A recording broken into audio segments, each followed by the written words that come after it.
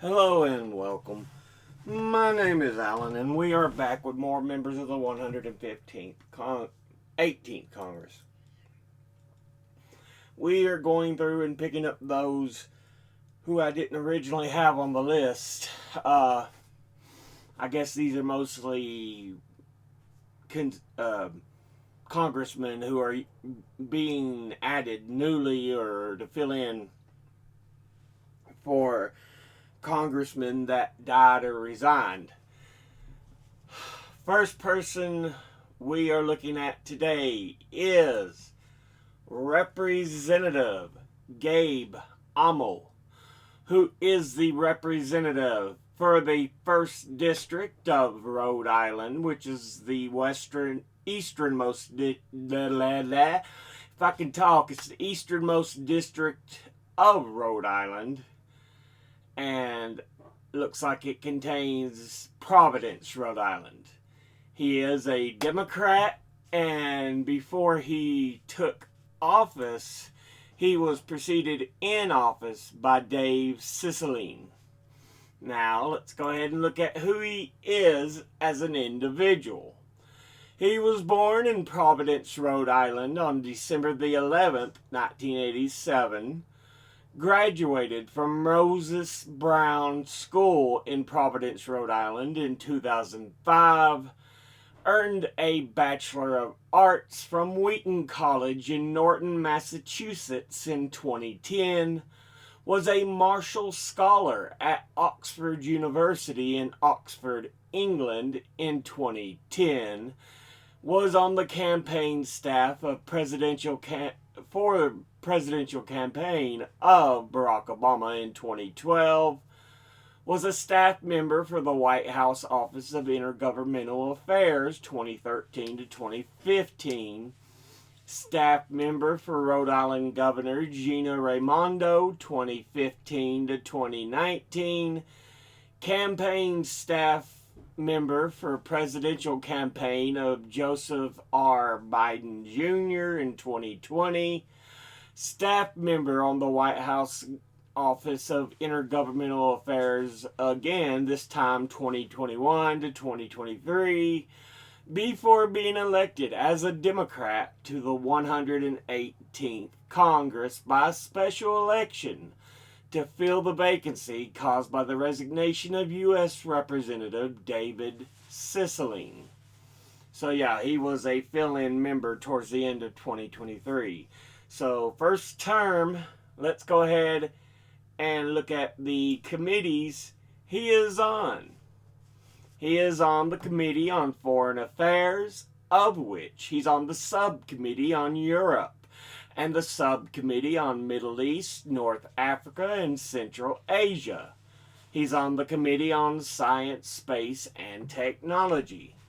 Now, let's go ahead and look at his top 5 industry donors over his career.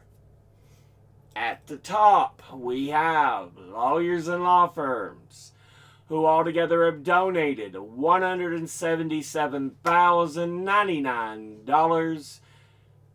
Next is securities and investment. Altogether, they have donated $149,434. Next is lobbyists, who altogether have donated $146,795. Next is leadership PACs, who altogether have donated $102,950. And fifth is pro-Israel groups, who have donated $99,313. Now let's go ahead and look at his top 5 individual donors and contributors over his career. At the top, number 1, we have AIPAC, the American Israel Public Affairs Committee. And they are a pro-Israel lobbying group that advocates its policies to the legislative and executive branches of the U.S. One of several pro-Israel lobbying organizations In the country, it has been called one of the most powerful lobbying groups.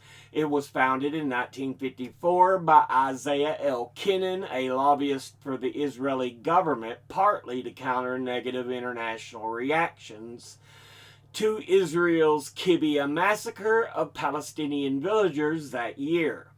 AIPAC only became a powerful organization during its peak influence of the 1980s, and in 2002 it expressed intent to lobby Congress to authorize use of force in Iraq. And in 2003, the Iraq War was defended at AIPAC events.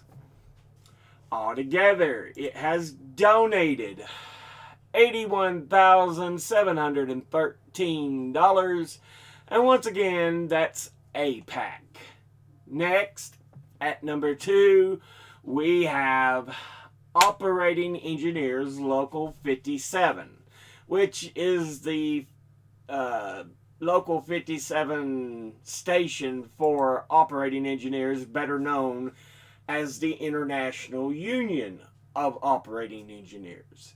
And it is a trade union in the U.S. based AFL-CIO representing primarily construction workers who work as heavy equipment operators, mechanics, surveyors, and stationary engineers, also called operating engineers or power engineers, who maintain heating and other systems in buildings and industrial complexes in the U.S. and Canada. It was founded in 1896 and currently represents roughly 400,000 workers in approximately 123 local unions. And in this particular instance, we are looking at Local Union 57. Altogether, it has donated $16,000. And once again, that's Operating Engineers Local 57. Remember the drop here between AIPAC and the Operating Engineers Local 57. 81,000 to 16. Next, at number 3, we have Narragansett Bay PAC, Political Action Committee arm of a group called, I guess it's just about Narragansett Bay in Rhode Island. I'm not sure. I can't really find any actual information on the group. It's one of these mysterious PACs that searching takes effort, but I can't find any information on them. All I have is it's a leadership PAC affiliated with Jack Reed and seems to get Democrats elected to office.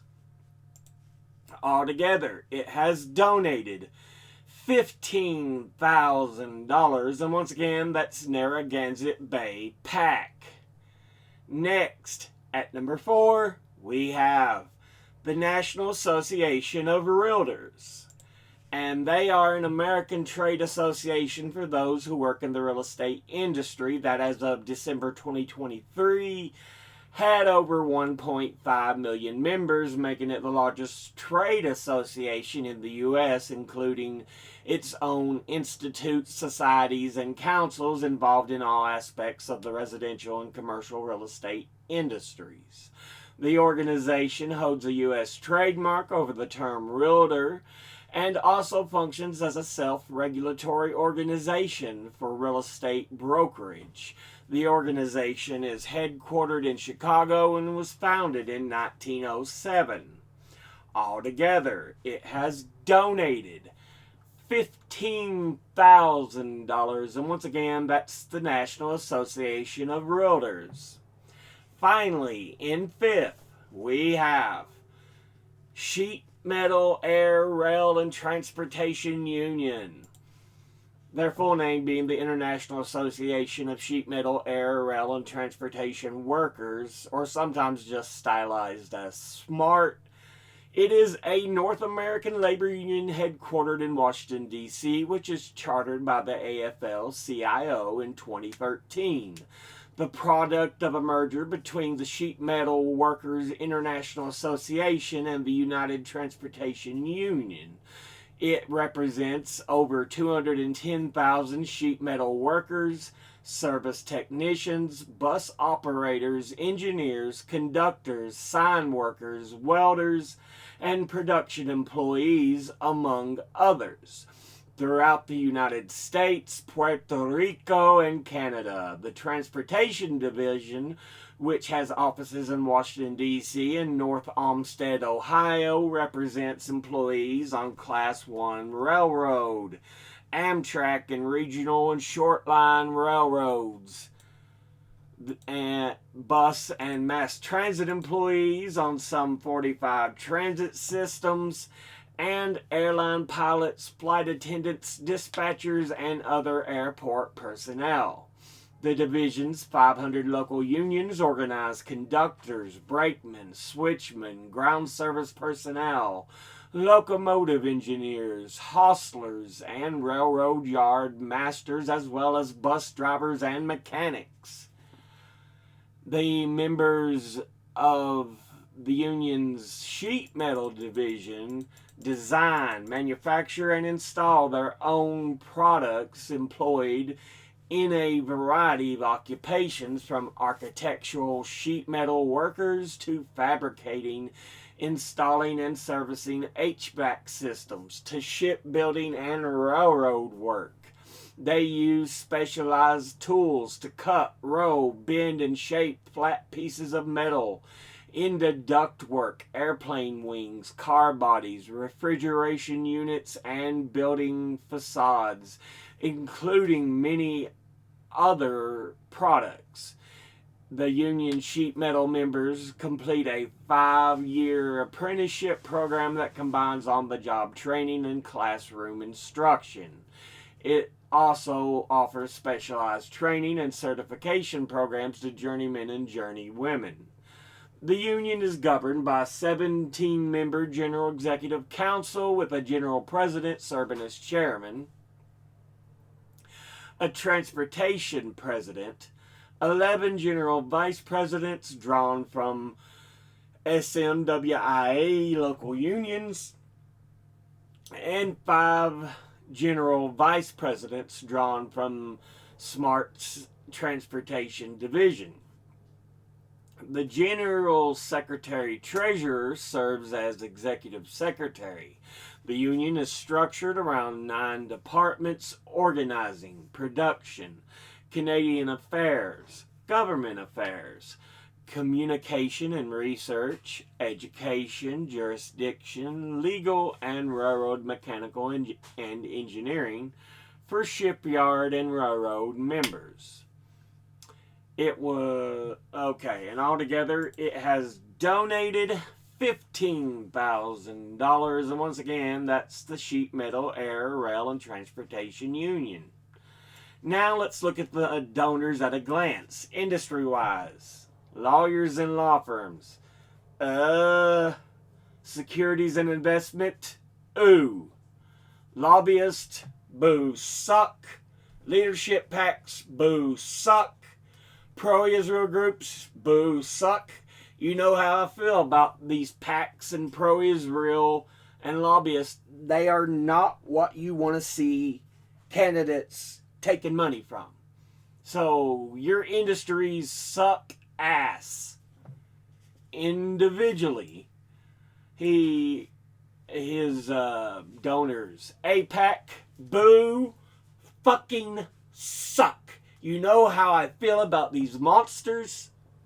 The rest of them, Operating Engineers 57, National Association of Realtors, not bad. I'm not great on Narragansett Bay just because I don't know who they are. Operating Engineers Local 57, absolutely wonderful. Narragansett Bay, PAC, ooh. National Association of Realtors, okay. Sheet Metal, Air, Rail, and Transportation Union, absolutely wonderful. Again, I'm all for workers, for average people. But you're getting your money from these jackasses like APAC. Anyway, yeah, this has been a look at Representative Gabe Amo, who is the representative for the 1st District of Rhode Island. As always, educate thyself. Think, read, study, learn. Someone tells you something you have trouble believing, ask them to cite their sources. I'll be putting my links and sources in the description box below the video. Thank you all for watching. I'll see you all in the next one. Until then, later.